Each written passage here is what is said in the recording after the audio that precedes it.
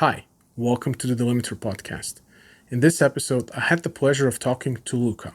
Luka is a bassist from a Croatian three-piece rock band called Crolm. Recently, we worked on a record together, and I took the opportunity to sit down with him and talk more about the band, their history, how they approach songwriting, how he joined them, and what they're planning for the future. This has been a very interesting conversation for me, and hopefully you enjoyed as well. So without any further ado, Luka from Crolm. So, if you would compare yourself to any acts or bands that you think you sound the most similar to, not necessarily just musically or sound wise, but in general, like what would be like somebody who you think would be a fan of your music? What would they actually be a fan of? Like what other bands would they be listening to? I think if I would say some other band, I would do the disservice to that band in a way to pinpoint on solely one or few bands. It's a lots of influences because, for example, our vocal Alex, he sings like a clean vocal that could be associated to Iron Maiden or some band like that, but we are in drop C. So it's a strange combination of it would be, I would say, dozens of different of genres and bands, not only rock but also funk, jazz, whatever. When you hear us, you wouldn't associate some other band. Well, at least I hope so.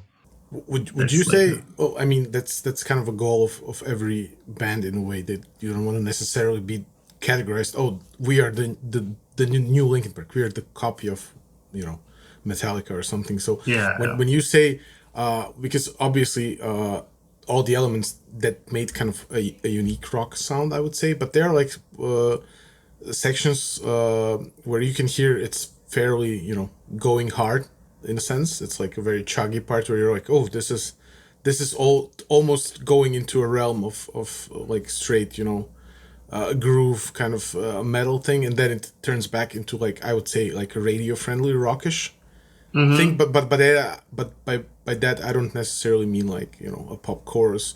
Although there's I think all the songs on the record have a certain radio friendly vibe. There are some that are more radio friendly than others. But was it like when you were composing all those songs, was it like a goal to make them listenable? And I don't mean that like in a commercial sense, but more like in the listener's favorable sense. When somebody hears it and that person is not a metal fan, would they go, oh, I like this? Was that kind of the goal, or was it just a natural outcome of your writing? I would say it was a natural. I'll give you an example. So it sounds so old, but 19 years ago when we started, we really liked Pantera. So you can actually hear a bit about influence with that. Then we really liked Down, so we played Down. Now we are talking when we were like 15, 16. And then later on... Was it, sorry to interrupt, was it the Down and the Pantera thing, was it a complete influence of the entire music? Was it a certain part? Because I like Down, I could see it, but like Pantera seems, in my opinion, because I heard the material, very like a disconnected association. I don't think many people will go, oh yeah, of course, there's some Pantera in there. It's a stretch. When we, like 10 years ago, we really liked Caius, so we went a little bit in that direction. But I wouldn't say we never strived for being a copycat, taking soul one band and then sounding and being exactly like that. I think that would be even impossible, because all three of us have different characteristics, different styles of play, different preference musical. So in that way, I would say it developed. So when I first came 2 years ago, so just like I'll do like a small chronology. So in 2016, so before that, between 2011 to 2016, there was 5 of us, and Ivan, Lex, who are now in Crolm, and also Domagoj and Čačić. Us 5 formed Voltage, and we had 2 EPs and 1 album. And I left 2016 because I went to study masters in Berlin.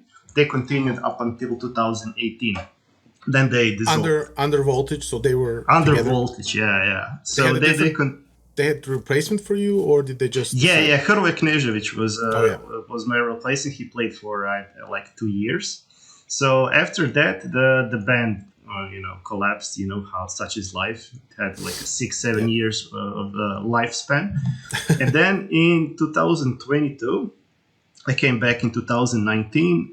But at that time, between 2019 and 2022, they had some kind of Ivan and Lex only survived. They're brothers, so just FYI.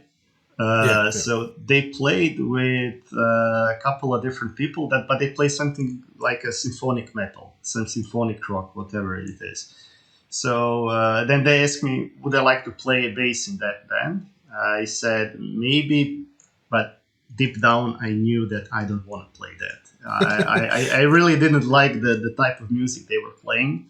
But you went with the very, very politically correct way of going. Maybe. Yeah, no, it's like the type of music like that is you respect it because you know the nuance, you know that the vocals are amazing, that the range is crazy, but it's not something that you would listen on day-to-day basis. So I knew that at that point in time, I really want if I would go back and play as how would I say as a hobby.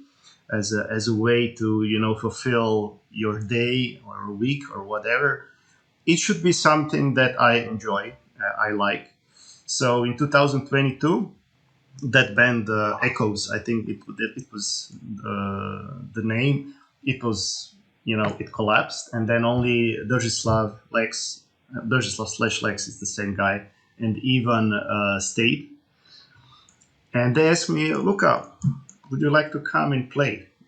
We could try and, let's see what happens. And then I said, okay, let's give it a try. Actually, that was 1 week after I came back from Galloway. Yeah, so it was the summer. So you were inspired by me, so I take all the credit for it. Yeah. Okay, perfect. Yeah. But no, a little bit. But the whole thing was funny because we have this room, I would say like a garage that used to be a pub where we play. Throughout the years, we built it into something like a rehearsal room. And I came there, it was pleasant, but the music was, how would I say?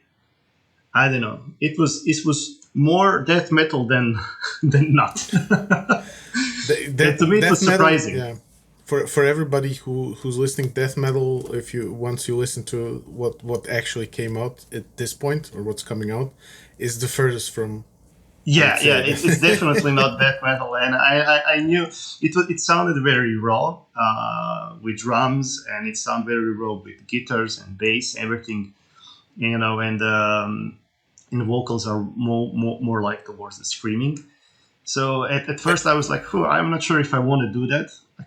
I used to like that, but now I don't know. It's like when you're getting older, or I don't know, you kind of maybe you go mellower, but I don't know. At least that's the case for me. Are you when you get older and get mellower?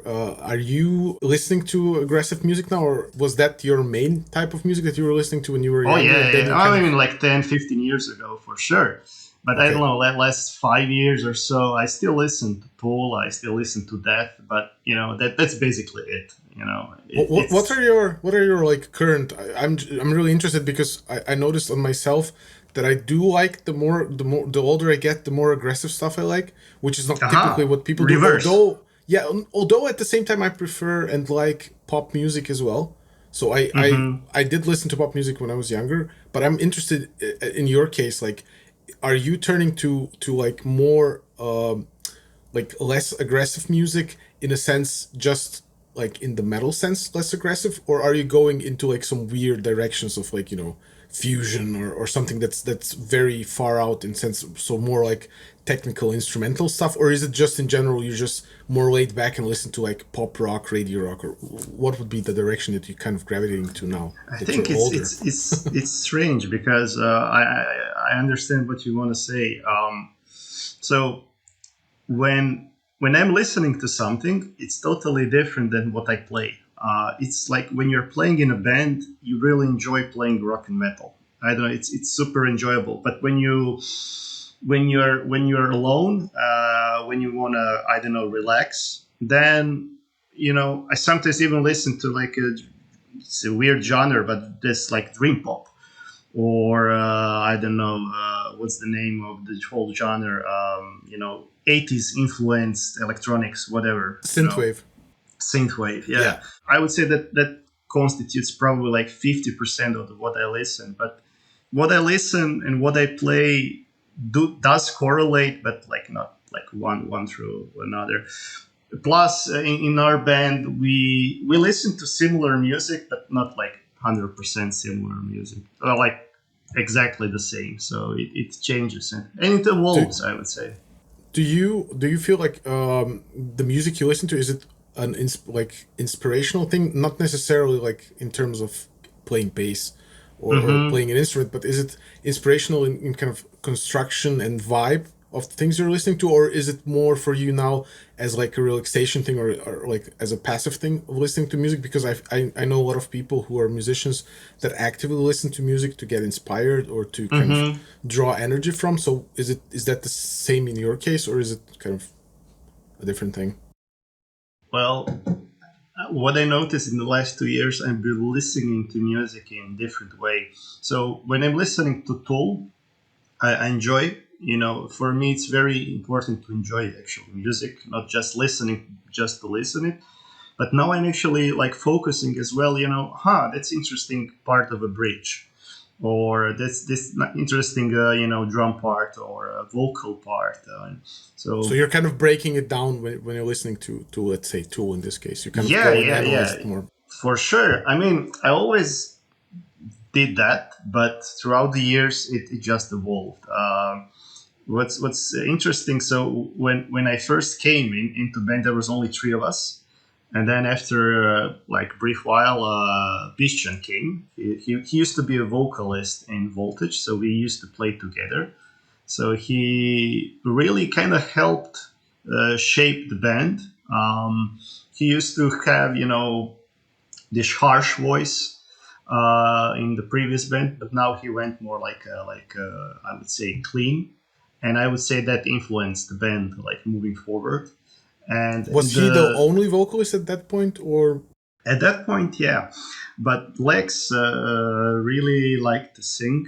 Like I think he at that time, at least I know now, he sings almost every day. Yeah, yeah. And You can tell when you hear him that he's not singing just on the weekends. Yes, he really likes it, he enjoys it, and you cannot fake something that you enjoy. It fulfills his day.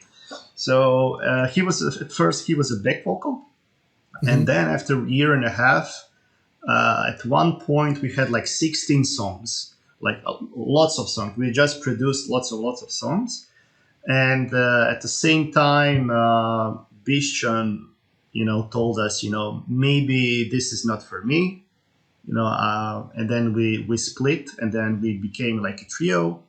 That was totally fine with us. We are very thankful for him, because so we will publish 9 songs, and I think 4 or 5 songs vocal wise and the lyrics were developed by Domagoj, and even some riffs. So yeah, we thanks Domagoj, by the way. So just to jump back on that, so when you said, I find this interesting. So there were 4 of you, right? So Lex, who was playing guitar, was doing backing vocals. Domagoj Bishchan was doing the main vocals, and at some point he went, we have 16 songs, but I don't feel this, or whatever the reason might be, he wants to step away. What was like, how was the transition of Lex being the backing vocals with guitar, so he's the only guitarist in the band, moving to being, now I'm the only guitarist in the band, but at the same time I'm the only vocalist now in the band? Because I find that to be like not a simple transition if you think about it, especially because backing vocals while playing can be done, but main vocals while playing is not a simple thing, right? You have to kind of, it's not a simple transition. So did that just, because you kind of said, and we were fine with it, which seems like, it just worked. So was that like, did it take time to get used to, or did just the switch just work? I'll give you like two things. So first thing, his father, he used to play in Provaljubov, Hmm. and he was a bassist and also a singer.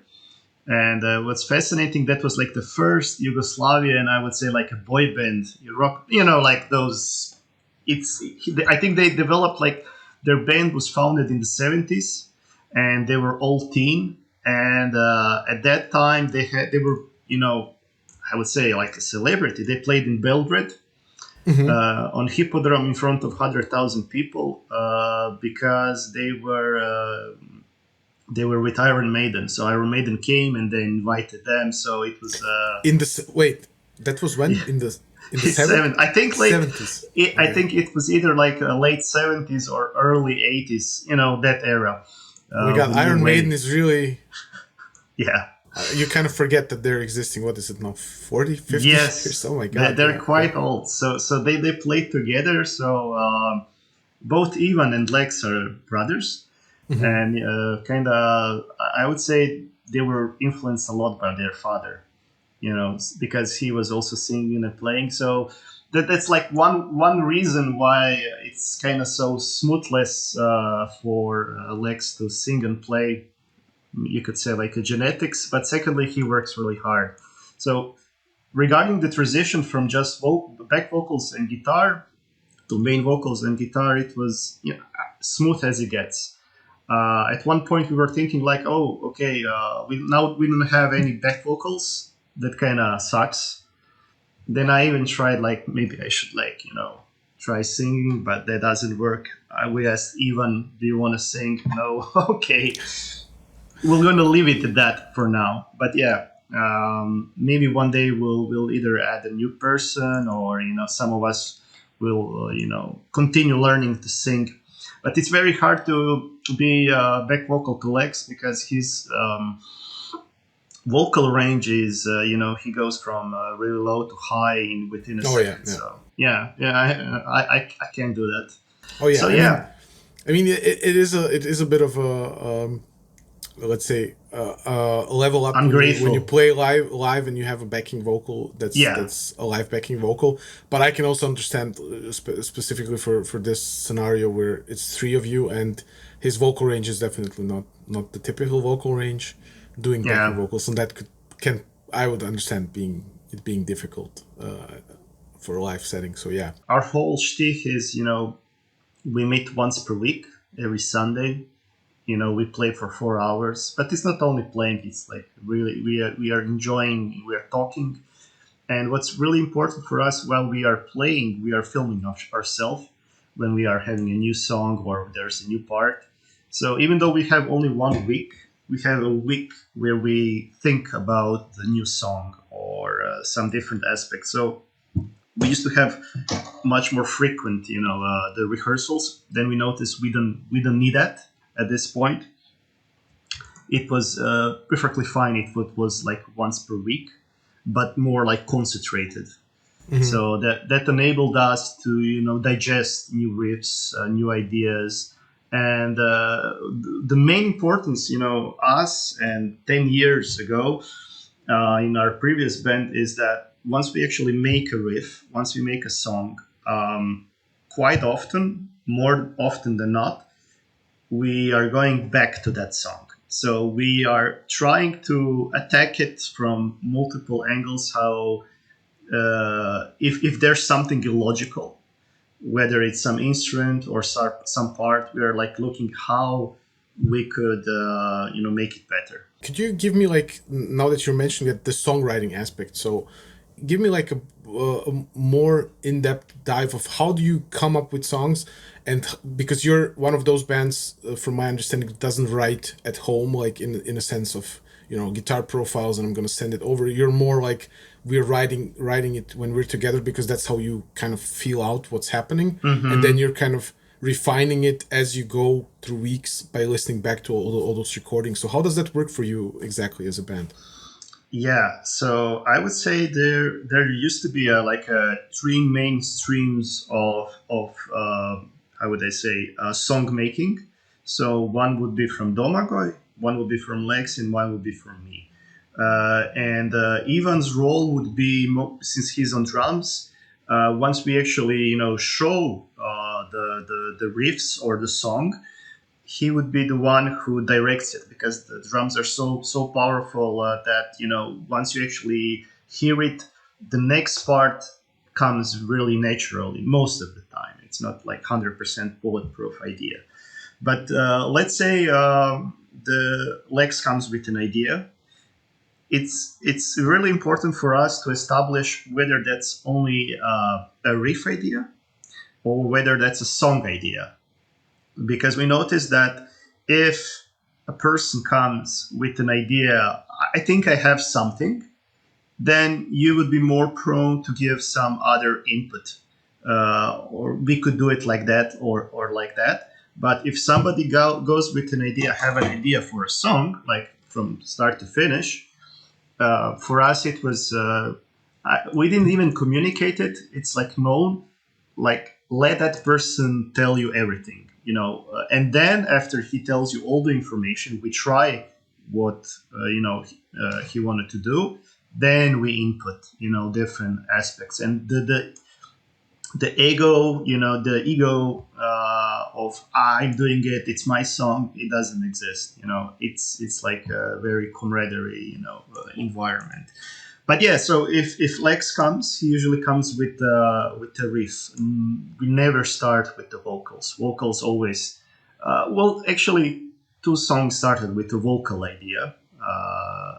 Once Domago was showering and he was singing, and that's how a song was made. The But classic, the classic. yeah, classic. But that's really stereotypical, but that's rare. I think Climb, the song Climb, that's the whole idea, shtick. Yeah, yeah. But yeah, well, and the second, I would say, like wave of making a song comes through me.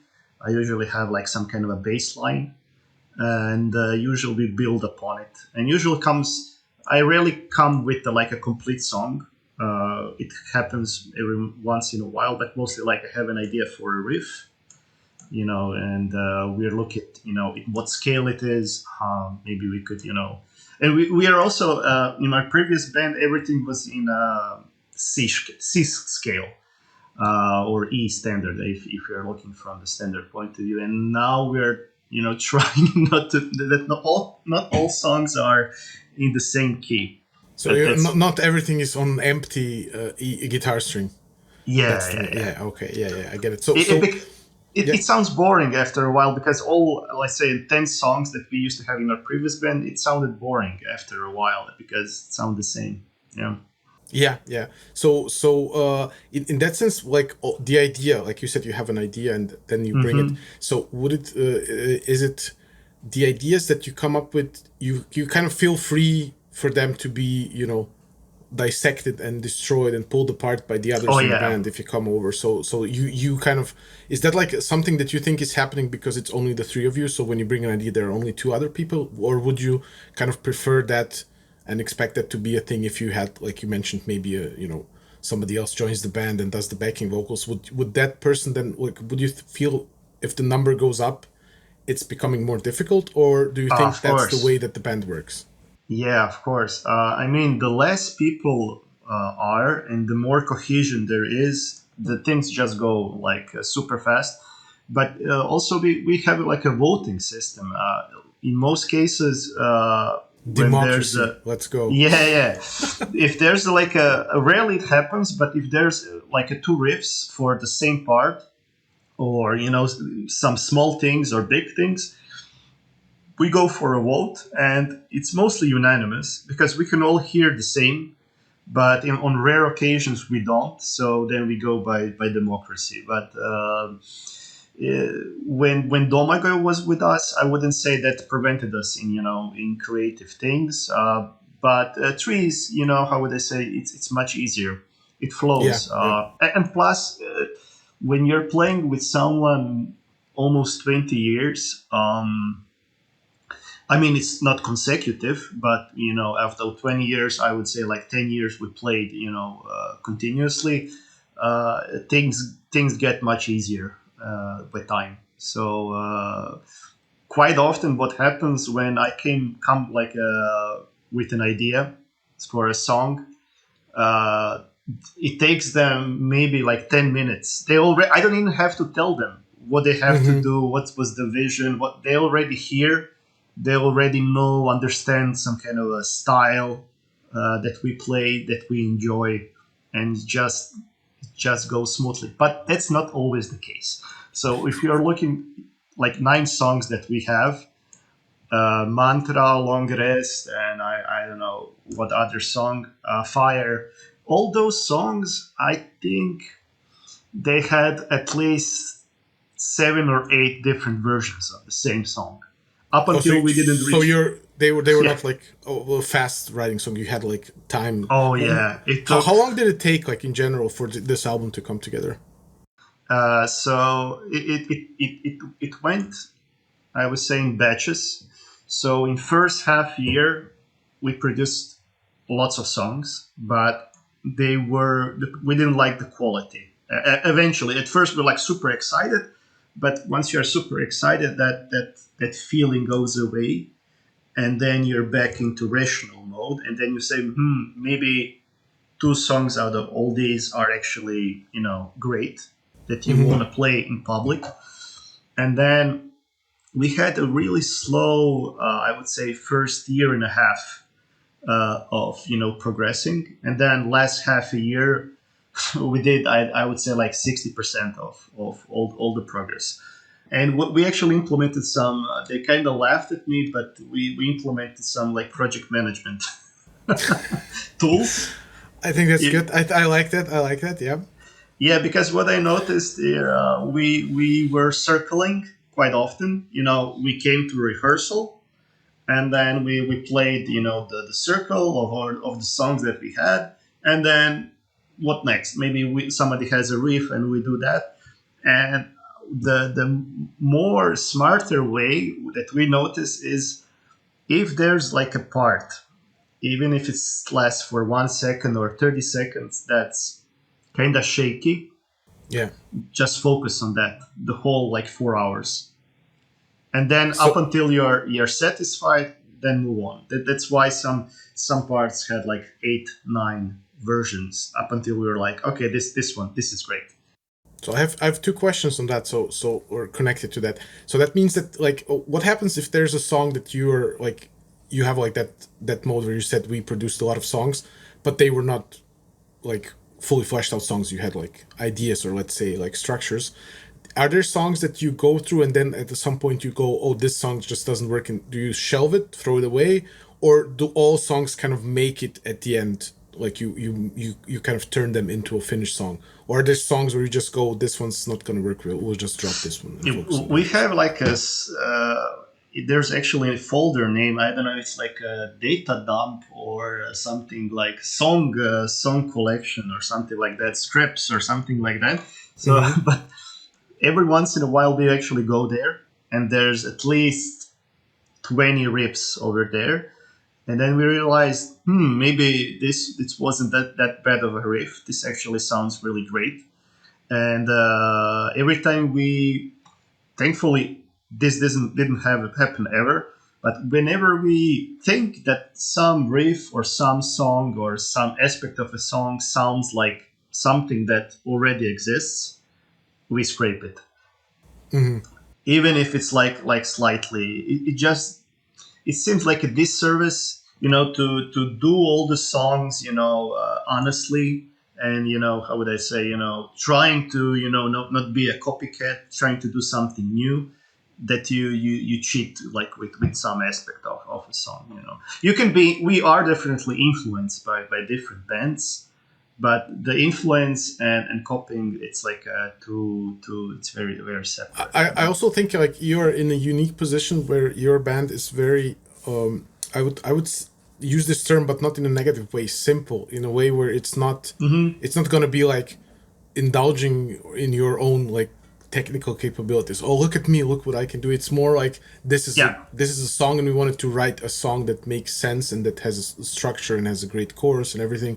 So you're kind of putting yourself already into a position where the copying aspect could be like a very hard thing to to avoid. So you have to kind of make sure that, because there are like millions of songs or Of gazillions, course, yeah, and yeah, if you create something that's simple, the fact that it might sound like something that you might have never heard of but some people have is very high. But that yeah, kind of already makes your life much more difficult, because technical bands, metal bands, prog bands, they can always go into that, oh, let's add this weird thing and let's do this, and then it's kind of abrasive and not really listenable, but it's unique, which is I think like a valid thing to do if you're in a certain genre, but it makes your life in a way much easier, because making something stand out and sound cohesive and good, and it only has verse section, chorus section, and mid mm-hmm. section, and has three chords and a simple melody. That's super hard. Like, people tend to bash, especially in the metal community,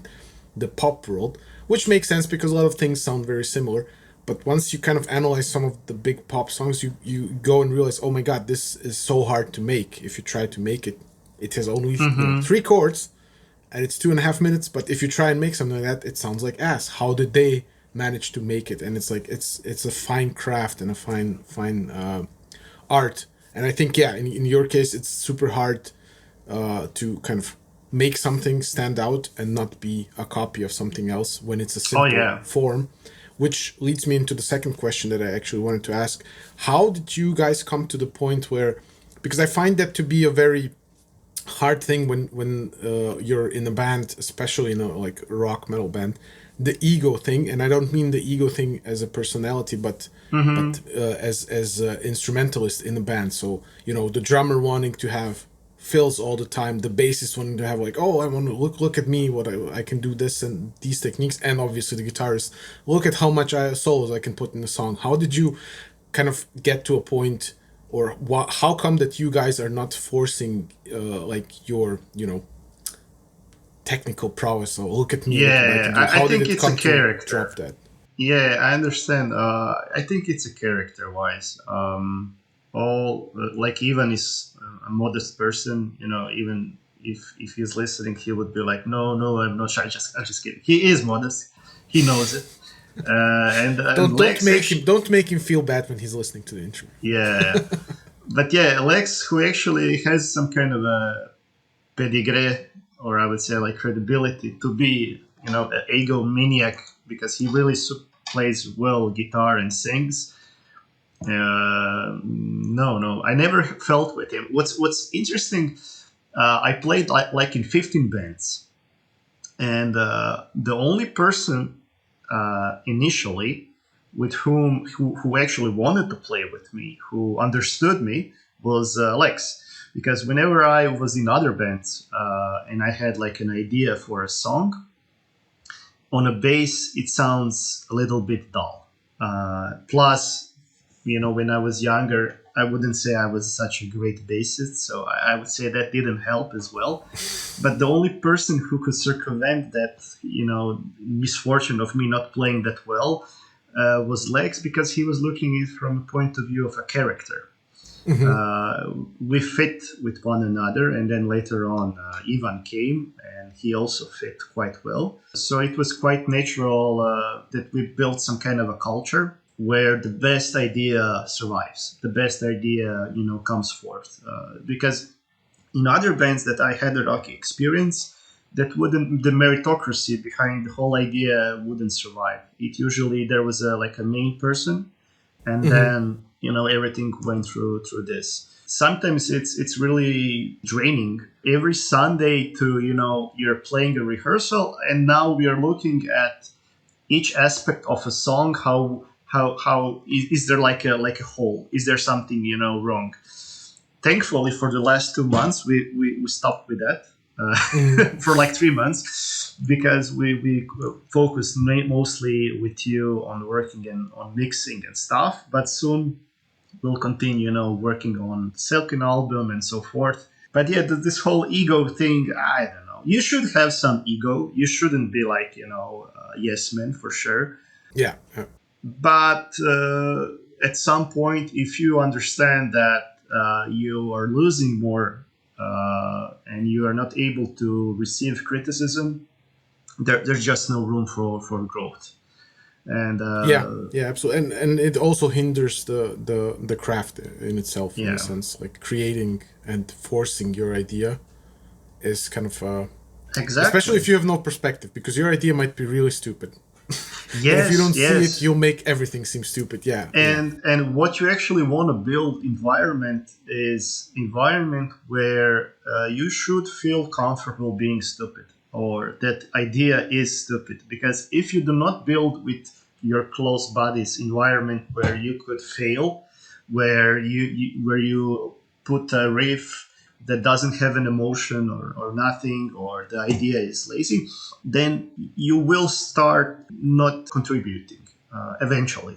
yeah. You And kind that, of you pull yourself out of it because yeah, and yeah, that builds like a snowfall effect where eventually it just dies off. And that's yeah, actually how yeah. bands die off. You know, you are giving ideas, you are super trying, three other guys are not, one guy is, let's say, kind of understanding towards you, and then sooner or later that band, dissolves and it doesn't exist. That's like a centuries old story with companies, with bands, with all the, wherever there are people, working on something. It's but what helps us, at least, we are indie, we are independent, we don't have any kind of Hmm. there's no one with us, so that in a way kind of helps us. It's just much simpler, and we are looking at it as a hobby, Hmm. something that we are doing it, for pleasure. And that kind of also goes in our hand, because then we are making only those songs that gives us some emotion, because Hmm. each song is associated with some story, some emotion, something that happened, in the past, or something that we fear. So all different aspects. And then whenever Lex is singing, you associate that emotion with that song, and the whole camaraderie, of us working on a song, it just makes it much more special in that particular way. That's, I think, an important thing for maybe bands or artists who are listening. That this, I think, the day and age today, especially, is not like built to. There's like this momentum of you have to create, you have to, if you Yeah, focus on the music. And what I noticed from working with different bands, and most of them are like you said, indie, and they do this as a hobby. They have more of a range and let's say understanding in the craft of what they're doing, because they're doing it as something that they like, rather than this something that has to be yeah, done. There's a certain deadline that they have to hit. There's a tour. There's this and that. So they kind of like to embrace the fact that they do this for enjoyment, which is not something that takes away from the music. I think it actually adds to the music. Like you yeah, said, it gives you the I agree. opportunity to kind of you know go back and forth between each other, have that input, and then not go, oh, this is not radio friendly enough, this shouldn't be your first single. Obviously you talk about those things, and you talk to friends and everybody, you kind of sample, but you don't have like a string puller who's not a musician going behind you, you should do this, you have to do this. So I think that Yeah, definitely adds to the music I'm in a not even way. sure Yeah. if that happens in the, if somebody signs a label, if there's a person, things changed in the last, 10 years, 20 years, 30 years, the labels and the whole relationship with the bands. But either way, we like it being indie. Yeah. Yeah. I don't know how today, the bands are influenced by the labels, but we want to continue like that, and just, focus on the music. When I say music, the only metric that we have, it's like a single metric, is the emotion. Do Hmm. we feel like, how do we feel once we actually, finish the song? Did it give us some pleasure, or some, other aspect, or so? Yeah, Since I listen to all the songs, I think you can literally feel there's like a really big emotional impact, or that's being done, especially by the choruses of each song. And there's like a story that you feel. It's not like, oh, they just wrote that because this is what fit in that part, so they just kind of like this rhymes with this, let's put this there, which some bands well, do, which works. But I think the there's thing like, is, I think that's very normal thing to do. Oh, we have to do lyrics, and then, okay, let's just do them. I think that relationship of doing that, that's very normal.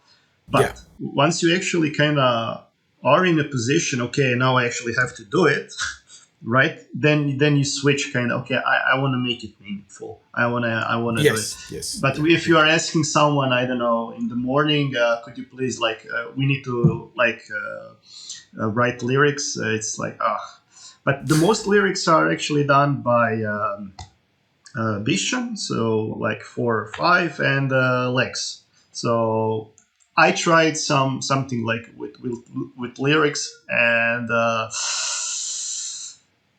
I don't know if I'm super critical, but it sucked.